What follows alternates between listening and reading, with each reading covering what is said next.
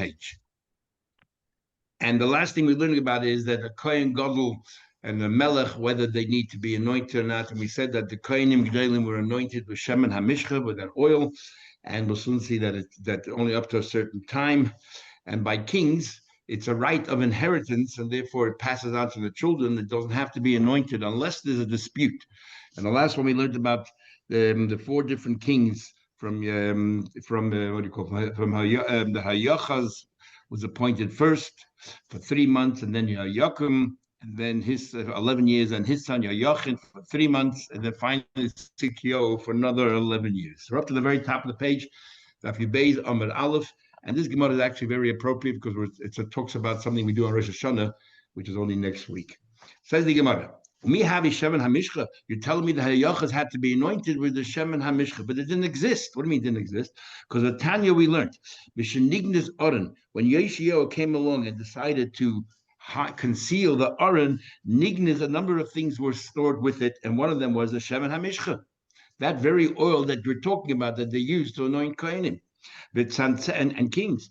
V'tzantzenes Hamon, and also the jug of the Mon, Umakle Shel Aaron, and the staff of Aaron that was in the Mishkan that grew, Shkodeo, Procha, everything that all the miracles that grew with it, the almonds and the leaves. V'argis Shesholchu Plishtim Doidin Yisrael. The Plishtim, when they sent back the Aaron that they confiscated from Eli, they sent it back in a basket and gold and all that. That also was stored with it. And how do I know all that? Nemer. How do I know that was stored with it? Because it says in the pasuk regarding that from the Plishtim, as Klei Azov and those vessels, the golden vessels, that they brought back Osham, that because they were guilty, Tasimu ba'argez mitzid, they placed the box next to them, send them away and go. So therefore, the question is, the Shemen HaMishcha was hidden. When was it hidden? Umi Gonze, who hid it? Yoshio Melech Yehuda. It was King Yoshio Gonzu Shira Shekosa B'Teira, because he came across it.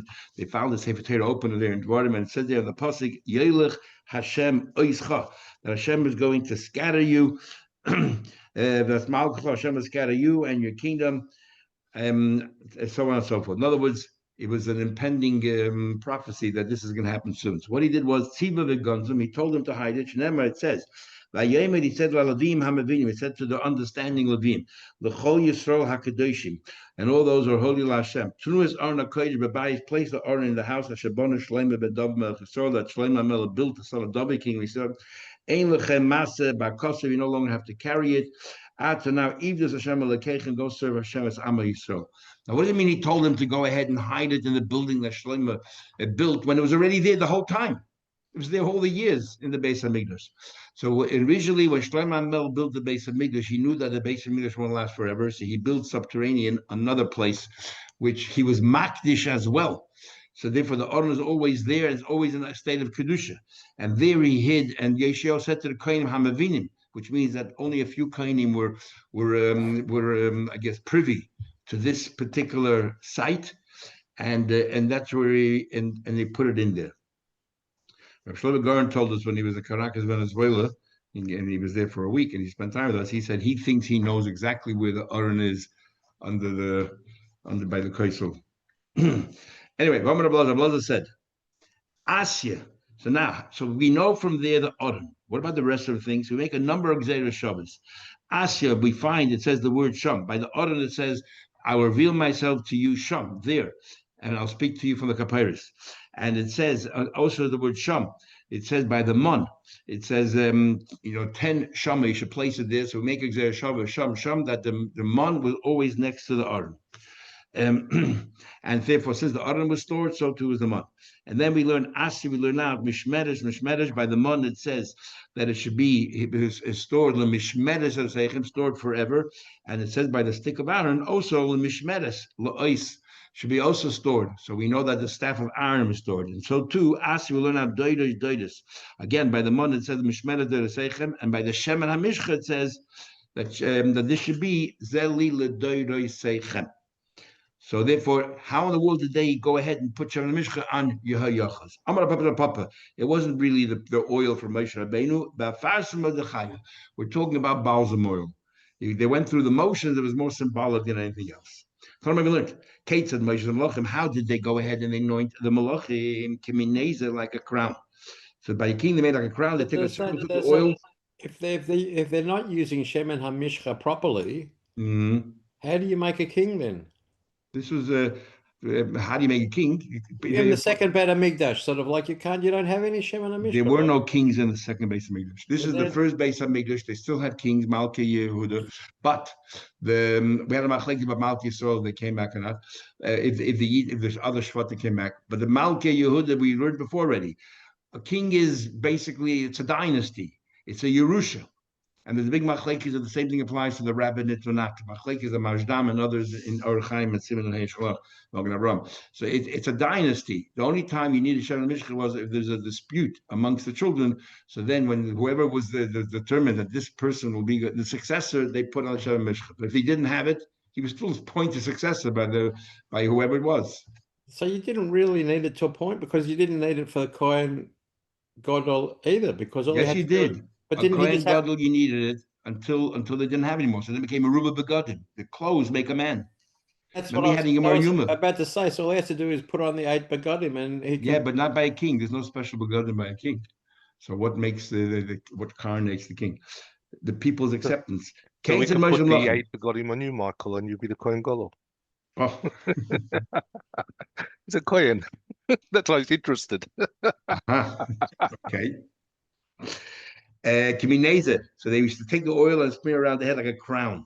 It's like kohenim, and how did they take the oil and smear it on the kohen? Kimin ki, like ki. What's ki? My kimin ki. What do you mean like a key? I'm not about kimin kaf yavani. The way the letter chaf, the Greek letter chaf, which that big machlekes in the Rishonim. If you look in Rashi here, there's a picture of a ches. They would start the oil between the eyelids and then work their way up the head and then right to the back of the neck where the medulla is. And if you look at it from the side, an angle, it looks like the letter Ches. The Rambam writes it's the letter X. The letter X. Some say it's an upside down V, but the Rambam clearly says it's the letter X. Tani Chod, in one place we learned, they poured a little bit of oil on the head, then they poured some more in either machlekes, whether they use that original oil and started from between the eyes, or they poured another little bit of oil and started between the eyes. But in other words, we learned, so this version, first they poured the oil and then they smeared. Another version we learned, they put oil between the eyes, then they poured a little bit of oil on the top of the head. So the Gemara Tanai, it's actually machlekes Tanai.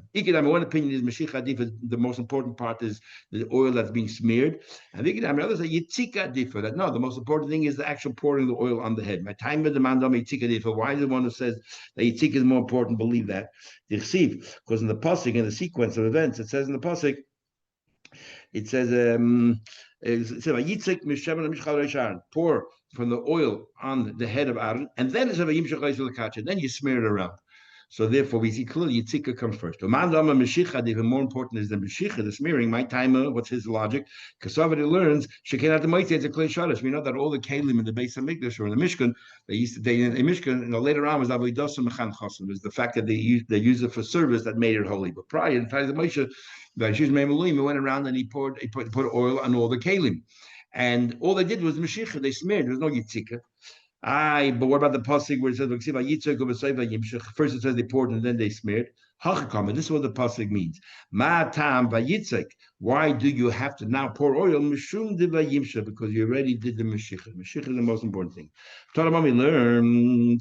It says in the pasuk in Tehillim, Kashem and Hatoiv, like this oil yoeded ala zaken that goes down on the beard, zekan aron. That the oil that they used for Mashiach went down and ran down from Aaron's beard. What happened? So the Gemara says, "Kimishnei tipim magolius hayitluyas la'ana bezikna." And the tips of his beard, he had two little speckles of that oil constantly there glistening. Amar Papa said, "Kitanri learned kishum saper." When now Rashi says over here Mesaper, and most of the Shainim learn, and Rashi increases in one shot. The first shot there says that Mesaper, whenever he spoke, the beard would move up and down. So miraculously, the oil didn't fall down to the ground because this is holy oil. It went to the root of his beard. However, the Rameh here, the Teish Rosh brings from the Rameh, and Rashi increases in the second shot, says that whenever that he used to, it's actually a controversial Rameh, that he said that Aaron used to trim his beard. And Mesapis from the word trimming or cutting. So whenever he trimmed his beard, the oil that was at the tip of the beard would fall down. So it miraculously it sort of climbed up to the root of his beard. Moshe was very concerned. He said, maybe I touched the Shemen HaMishcha, which I was not supposed to, and therefore I committed a sin. No, this oil is like a kal charmen, like a dew of charmen. Matal charmen, even mila by dew, there's no mi'ila stealing. Is af Shemen HaMishcha shebezakan Aaron. Also, the oil that was found in the beard of Aaron ain't by mi'ila, there's no stealing. Okay, so Moshe was placated. But Aaron was concerned. But he said, okay, Moshe didn't sin. Maybe I committed some sin. Maybe I moved my beard around, I moved my head, and that's why they found some oil on my beard. I did the wrong thing, because why is oil on my beard? It doesn't belong there. It should be, between the eyes and all that. He said the famous words, how wonderful is that you are together. It's in that same kapitel, the same in Tehillim, that is referring to Moshe and Aaron. So whenever we sing the song, we think about Moshe and Aaron, and that all Eden are like Moshe and Aaron. Moshe didn't commit a sin, anything wrong, neither did you. So we learned, we learned that whenever you anoint a king, it should be done near a spring to symbolize the idea that the kingdom should last. A spring is a fountain that goes forever. And listen, a river can dry, but a spring is always there. Said, take the servants of your master, referring to himself in third person. Bring him down to the Gichin, to the Gichin, which is either right next to Beis Hamikdash or outside of Shamayim. Rabbi said, now that we're talking about symbolisms, the Rabbi Ami goes further. He says, if you want to know, scary stuff, if you want to know whether you're going to live the next year, right before the Hashanah, or you won't live for the next year, is nitla shiraga basar yom Hashanah and Kippurim, light a candle between Hashanah and Kippur, the base in a house, there's no wind. According to Rashi, the pshat is if the light continues burning to the very end, neither the masik shas, you live to the end of the year. According to the other Rishonim, the Rosh and others, it means that if the fire is smooth, doesn't jump around, then you know that you're going to live to the end of the year. Otherwise, not. That's number one. In fact, it says in Sfarim that Hoshana Rabbah, they stick. Okay, we'll see in a minute. If you want to know if you're going to be successful in your business, who you were successful, go ahead and raise a rooster. If it fattens up, then you know Matzliach will be successful. You want to know, you want to go on a trip. You want to know whether you'll return safely home or not. The Chaver going to a dark place. If you can see the shadow in the shadow, you have sometimes a very long shadow that's very dark and stark, and then you have another pale shadow off that. So if you see a bua de bua, then later the Hadavasla, you're coming back. We know a Shindala, for example, demons don't have a bua de bua. That's how we know at night if you're talking to a person or a demon when in the moonlight. So because people have a bua de the bua. We have a neshama, a god in the neshama. We have a nefesh. So we have a bua and a bua de bua. The lav mils, and the Gemara says the lav milsi. That doesn't prove anything because dilma chol shadaita. Maybe that you will feel so. You lose your confidence when you didn't see, let's say, your bua de bua umisra mazli, and your mazli that itself will kill you. That itself will kill you. Big question that everybody discusses here is how, and we have this how can you follow? This is called nechush. You're not doing nechush. How can you do this? So interesting to note, when in the introduction of each one of these tests, it says you want to know whether you'll come back home or you won't come back home. Will you live? Won't you live? The positive and the negative. But when he says you do the actual test, it says the test will be to see whether you live. He doesn't conclude and whether you won't live, which means it's nechush only if you say both sides. But over here, you're just saying, I feel good because I know I'm gonna succeed. But you don't say the other side. And if it doesn't work out, therefore it must be that I'm not going to succeed. Because if you believe that, that's nechush. And here there's no nechush. And there's an argument whether when he says La Milsi, he's only referring to the last thing, which is like Rashi, or he's referring to all three, that you shouldn't be doing it at all. Otherwise, the Baya. Hashta the Amrit Simon Milsi. Now that we learned from Rabami that Simon is Milsi, or from or others say from the king that you put it by the spring. So we see that it's important, these signs, to have the props and everything else. A person should accustom themselves to see Berei Shas at the beginning of the year, Kra, which is in the gourd family, could be squash or other things. The rubia is either fenugreek, others say it's beans, clover, different things. Karsi, which is leek. Silka, we normally translate, I always was told it's a beetroot, but some people say silka means spinach. The tamri and dates. That's okay. Fascinating. So this is also Gemara and Krisis. This is our minig on Rosh Hashanah. We eat all the different fruits that we say it's a good simon. Where does it come from? Rashi says the idea of Abaye is why these things, because all of these things grow very quickly. So we're eating it Rosh Hashanah by the meal to say, hope that all the brachas will come to us quickly. The Tur Shulchan Aruch and others say that's not pshat at all. They say that each one of them is symbolic. Karsi means cut down my enemies, Tamri is Tamu, cut down my enemies, and each one of them signifies something. And there are many people who say Yehiratzons for every single one of them, which is from the Tur. The Tur actually adds in this Gemara the word esrig. Besides these four, he also says you should eat an esrig. Also interesting is in our Gemara, it doesn't say you should eat, it says you should see. Right? What's Abaye say? Abaye says that you should see. In the Gemara Krisis, it says you should eat. So everybody wonders they try to make a mistake in our Gemara here. It's the wrong word. But the pshat is not like that. What is the idea of eating all these fruits? The idea of eating all these fruits, it says in one of the Rishonim, is to focus our mind what Rosh Hashanah is all about. When we see these fruits on the table, we remember, we have to daven. The Eibush is going to judge us now for the whole year, and we want to respond for having a good year. And therefore, even though you can eat it, the eating is nothing. You have to look at it and understand why you're eating it. The two kabbalas are not incompatible; they're complementing each other. You should look at it and focus on it, and then eat it. So when you do that, you'll be able to you'll focus your mind on Rosh Hashanah, what you should be spalled from. But where does all this come from? It actually comes from Tanakh. When Ezra told the Yidden, Nehemiah, what they should do Rosh Hashanah in Ezra and Perek Tes, what they should do Rosh Hashanah, he said, "L'chu ichlu mashmani mishtum avtakim." Could go ahead and eat sweet things and fatty foods. Why? So the Go'anim say, not just to so Yom Tov be happy. It's by eating fatty and sweet things, you're going to be mispallel to have a sweet year. So that's where the whole idea comes from, that we eat these different things. And from then it evolved that we have apple and honey and chal and honey and all these other symbolic things we do on Rosh Hashanah. Says the Gemara. Specifically an apple. Sorry? Why an apple? Because the Eden are compared to an apple. Remember, we had a Gemara in Trach Shabbos, Peites, there on the bottom of the page, about the Eden like an apple, about the leaf that grows before, all fruits, where the fruit grows first and then the leaves, or the leaf grows first and then the thing. Because we said Nasa before Nishma. The Eden are compared to an apple. Even though Taisa there says doesn't really mean apple, means an esrog. But Eden are compared to an apple.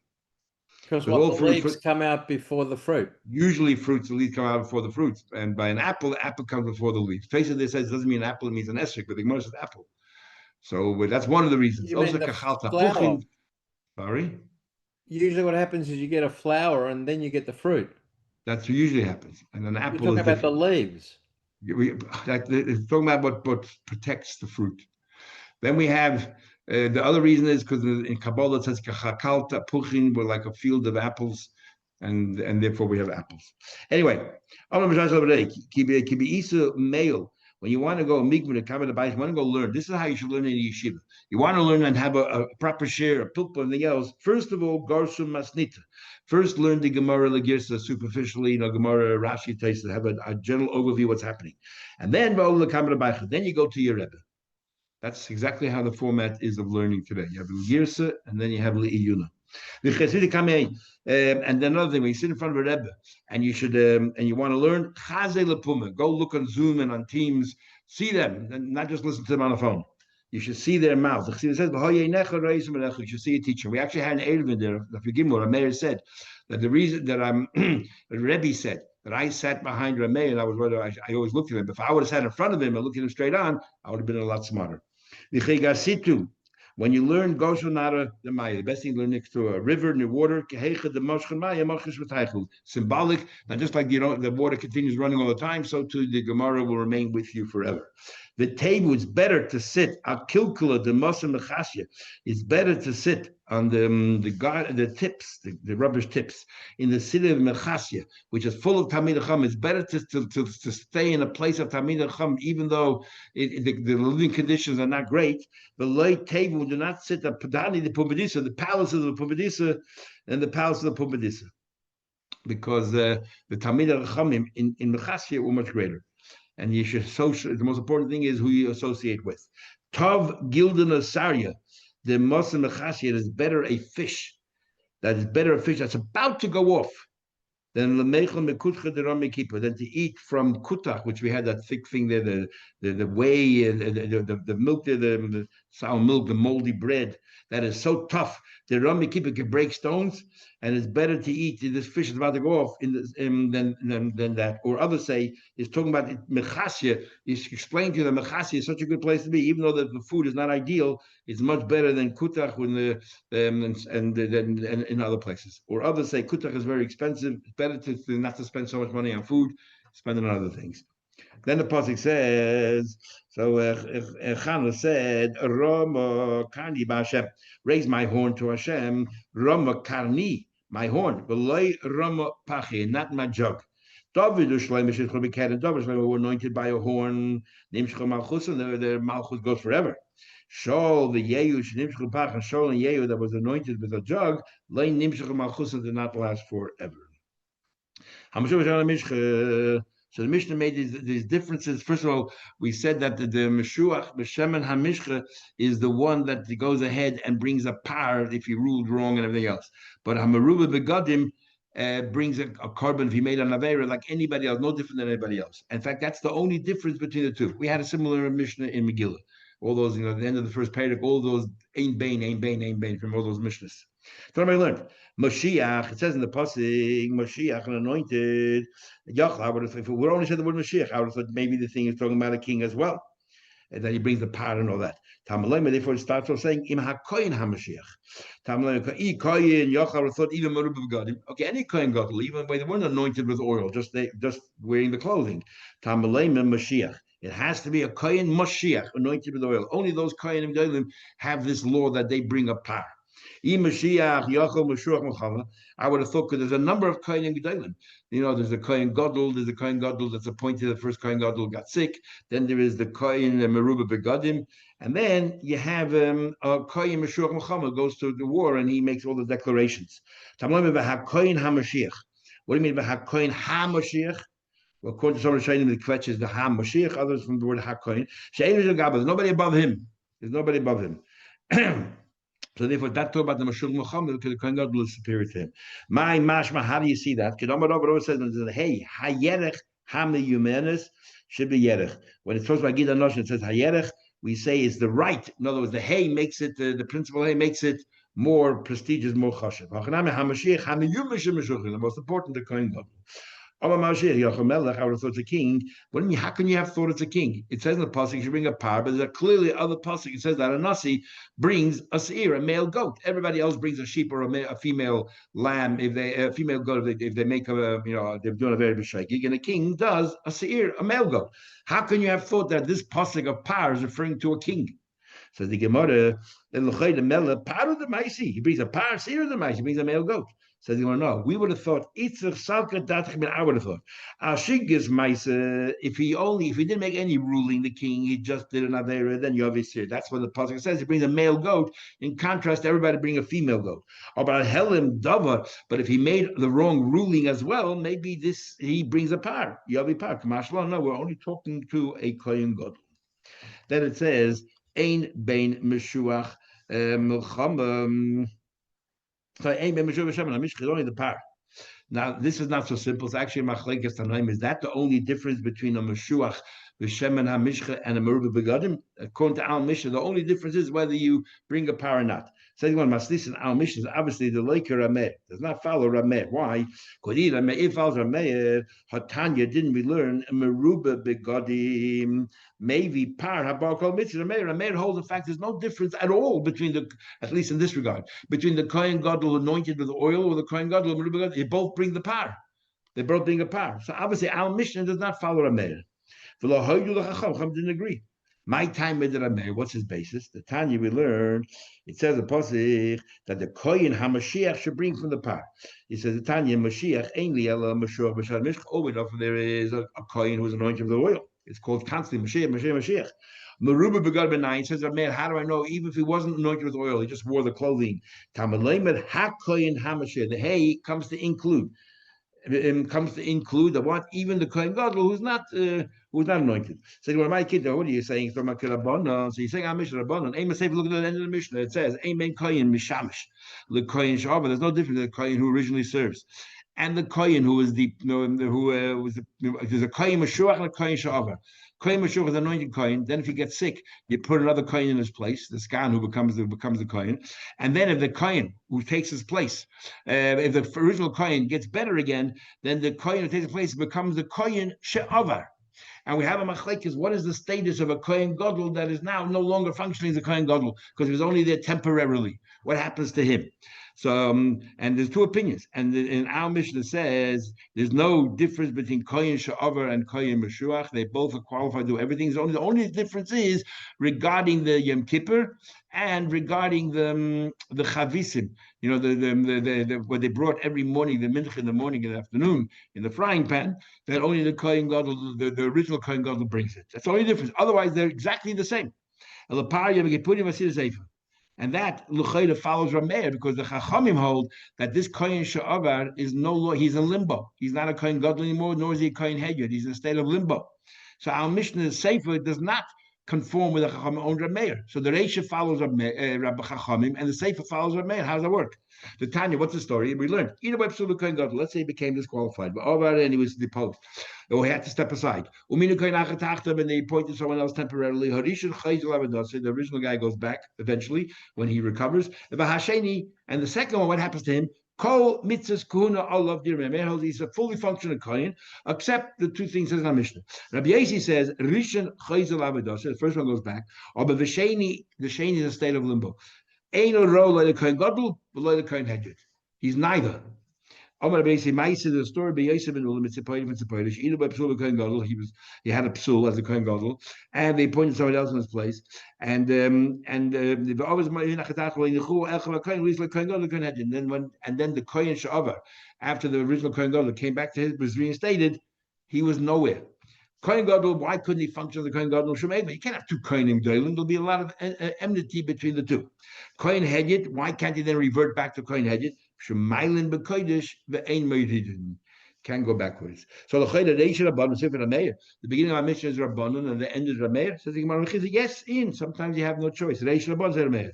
Rabbi Yosef says no. Rebbe, it's a Rebbe. He's not making a ruling here, but just v'nasiv le'alibetnai. He's learning the interesting sides. So he brings both, Rameir in one part of the Mishnah, one of the Mishnah. Not that he holds like Rameir in the first part. He's just bringing both opinions. The Rabbi says Rab Shimon. It's actually Rab Shimon who rules like Rameir in the second part of the Mishnah, and like the Chachamim in the first part of the Mishnah. The Savla Karameh B'chad, he rules like Rameir in one case, the Pola B'chad, he argues. Where do you find Rab Shimon saying that? The time we learned. The Vanish what's the difference? Eluhaim, the following. Par habal kala mitzvahs, a par that comes on all the mitzvahs, so par Yom Kippurim, a par that is for all the mitzvahs, and a par Yom Kippurim, and the par Yom Kippur Vasir Seifa. He's telling you the difference between a Kohen Gadol and a Kohen Hedyot. A Kohen Gadol brings a par if he does any avera, plus a ruling. And on Yom Kippur, he brings a separate carbon. He's not part of everyone else's carbon. And Asir Seif, he brings every single day. V'loi Peirei, he doesn't let his hair grow. V'loi Peirim, nor does he rise kriya. Avlu Peirim Milmata. When we say he doesn't do kriya, it doesn't mean he doesn't do it at all. It means that he does kriya, but not on top of the garment. Like everyone else does, he does on the bottom. We'll see more machlek is what bottom means. V'ahedyin, an ordinary kohen, Milmaila, does it above.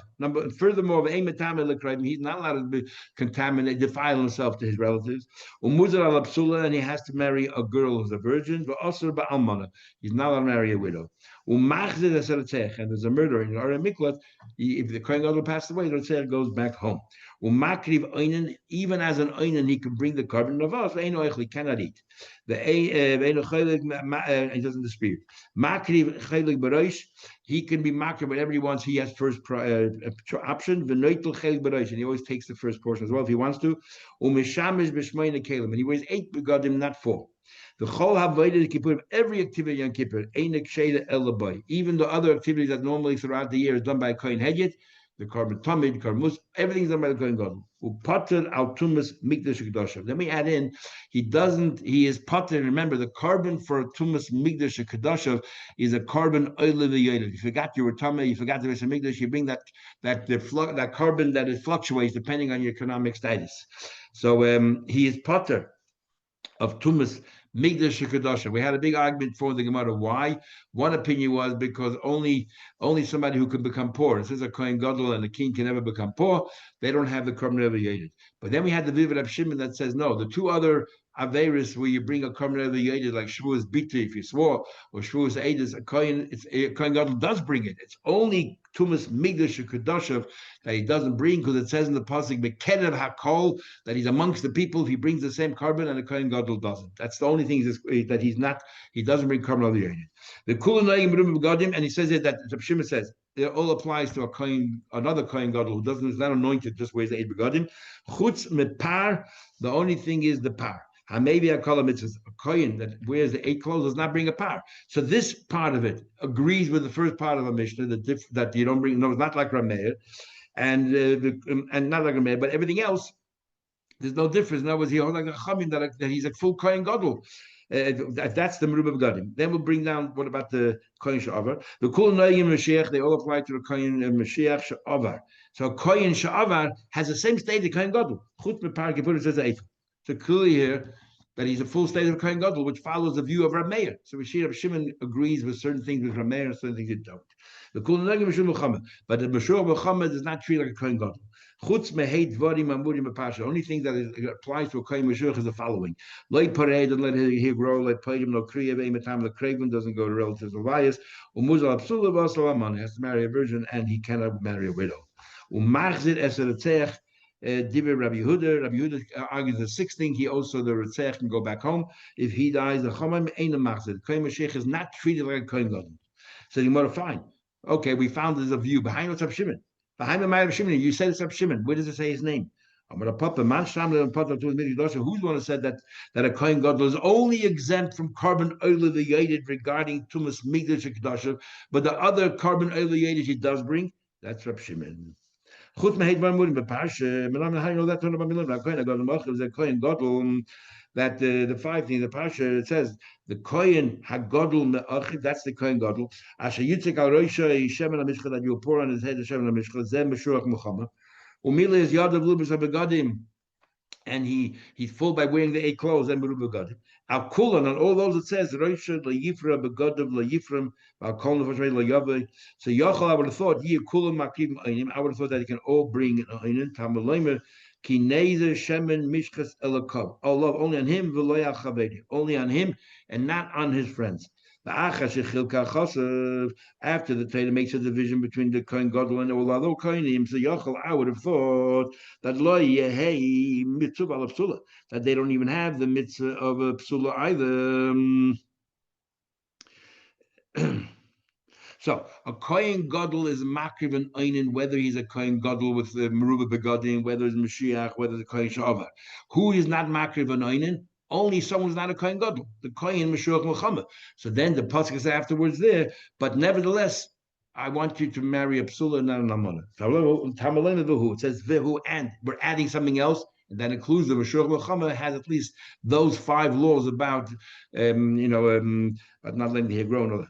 Kitanoi actually it's a machlekes tonight. Who isha b'psoyikach achash chilgasariba even though the Torah said when it comes to einin, he's not included. When it comes to all other things, he's not included. But when it comes to marry and all that, he is included. Rabbi Kiva says ainly elo sha'ava. Rabbi Kiva said no, nothing to do with it. Rabbi Kiva Mashiach Muhammad is not a Kohen Gadol at all. He's allowed to let her hair grow. He's allowed to marry an almana. A Kohen Mashiach Muhammad is not a Kohen Gadol, a Kohen Heged. So what do we do? The pasuk who? So Rabbi Kiva says no. In the Kohen Gadol, there's 2 kinds of Kohen Gadol. Kohen Gadol who is temporarily removed as someone steps in, and there's a Kohen Gadol who is permanently removed, and someone steps in. So what happens if a Kohen Gadol is permanently removed? Is he still a Kohen Gadol? or just when he's temporarily removed and tomorrow he'll be reinstated. So in the interim, he's also Kohen Gadol. So if he was the reason why he was removed is because he became Tameh. So it's only temporary. Behind of it's permanent as well. That's the same thing. Says that all the laws still apply to him, even though he can never be reinstated Kohen Gadol, he still has all the din of a Kohen Gadol. What about Mashiach in the start? A Kohen Gadol who suddenly has leprosy, so he's not capable at all of being a Kohen Gadol. So what's the status then? Ma'u. What is the status then? Do we say Ba'almona? And once you have, in the start, he might never recover. Do we say Ba'almona mitchudach? Do we say when he's a Kohen Gadol, he was not allowed to marry a widow, and that remains forevermore? Or mifta potter, only as long as it's Kohen Gadol, he's not allowed to wear, he's not allowed to marry Almana. But once he's no longer Kohen Gadol because he has tzaras, maybe he could. Lo have biyade. And Rav Nachman didn't know. Zimun Habiyos Papa Gaboyle. Once Papa was singing, then he asked the same question. Amalei Huna B'Rev Nachman Papa Huna the son of Nachman Papa. Tanina, didn't we learn? And ainly El Sha'aba Machmas carrier. Only was temporarily. Abba Machman, even permanently removed. How do you know he still has the state as a Kohen Gadol? Amalei Mevehu. Kamra Papa got so excited, he stood up. Nashke Bereisha kissed him on his forehead. The Yavle Bart said, "You know what? I'm gonna let you marry my daughter." And that's how he became his father-in-law. Says the Gemara further, Mishnah, Kohen Gadol does do Kriya, but below, we'll see him below me, the head does always top of his shirt. Kohen Gadol makriv, Kohen Gadol can be makriv, he's still in the base of Mikdash, because in Mikdash Layetze, he's still makriv, he just can't eat loichel. The head is like makriv loichel, the head obviously cannot do. So the Gemara, Lamata means Lamata mamish, means the very bottom, the hem, all the way in the bottom of his garment, that's where he does his Kriya. And everybody else does it all the way on top there by the collar. No. Everything is done on the top part of the beged. But lamata means lamata mikami sofa. Lamata means beneath the collar. And lamaila becomes on top of the collar. The but they're both talking about near the neck. And even the Kohen Gadol. Mason, that's a question of Shmuel. It says, I'll call Hamesim. It says, and all the Mesim Kulon, Rotza Mavdil Kame Suffer Shaloi, Rotza Einamam Kame Shaloi. And any other mace, you can either go ahead and do it on the collar itself or do it right below the collar, but when it comes to the father and mother, is Mavdil. He has to go ahead and separate it there on the collar. But you see, but for everybody else, your brother, your sister, the Kriya there is good enough. It's called Kriya. Even the Ba'al Mahabikara, since generally it's called Kriya even below the collar, Kari Kabbalah, and yet the Torah says the Kohen Gadol does now do Kriya. So how can you say that that's the Kohen Gadol? What's going on here? What's the problem? I understand above the collar, below the collar, who's tearing where? Can you talking about the top beged? Those Rav says you do it in the hem or in the bottom of your garment. That's where the Kohen Gadol is to be markedly different than everybody else. And Shmuel says no. What you do is everyone else does it on the collar itself, all the way on top, so everybody can see the. You start cutting from the. I don't want to show myself, but you start cutting from the top of your beged, and the Kohen Gadol doesn't do that. It goes in the middle a little bit, and it goes starts from under the collar. So it's not the normal kriya. So we ask a question of Shmuel. It's not the normal kriya for your father, your mother, but you could do it for others, for siblings, for example. So it is considered a kriya, and the Torah says that a Kohen Gadol lo yifrim should do any kriya. So how can you say that's good enough? So Shmuel is going to come and tell you there's another view that says that everyone did kriya from the very top. So the Gemara. Shmuel, Rabbi Yehuda, he says, Kol kedesh edom avdil. Any keda that doesn't cut a suffer shaloi ain't other keda shadil. If you don't cut the collar itself, it's nonsense. It's a waste. That's what kriya is. So therefore, a Kohen Gadol does below that. It's not kriya. He's not violating the Torah. So when we the Rabbi Yehuda kriya be Kohen Gadol, but Rabbi Yehuda himself believes that there's no kriya, not the bottom and not the middle, nowhere. So Matan we learned if it says that the head you shouldn't let hair grow. Ubeged lo yifraim, and the beged you shouldn't rip. I would have thought it's talking about something else altogether. We're talking about a saita. By a saita it says uparas roisha, you have to reveal her head, you have to rip her clothing, and it's telling you, but a Kohen Gadol shouldn't be involved. It's not dignified for a Kohen Gadol to be involved in tearing, doing that to a saita. Let the other Kohen do it. But the pasuk says es roisha lo yifra ubeged lo yifraim she'ena bepriya priya kolika. It says that he shouldn't be roisha. His own head.